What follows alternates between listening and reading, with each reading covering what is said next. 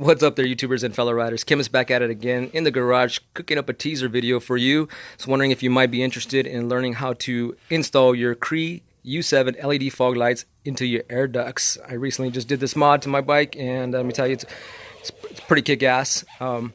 If you are interested, do me a favor, go ahead and smash that thumbs up button. Let me know you want to see this, and I will go ahead and produce a video for it. I haven't created it just yet, but I was thinking about it, and I want to see how many people are actually interested in it before I actually go and produce the video. And there's a lot of time in video recording and editing, and I don't want to go through all the hassle if you're not actually interested in it. So let's go ahead and take a look at it real quick so you can see for yourself what it looks like. And there we go. So pretty bright, pretty much guaranteed to blind anybody that's in front of you. But like I said, if you are interested, go ahead and smash that thumbs up button. If I get enough likes, I'll go ahead and produce the video, show you how to go ahead and do this. And as always, I'm the chemist, and I'll see you next problem.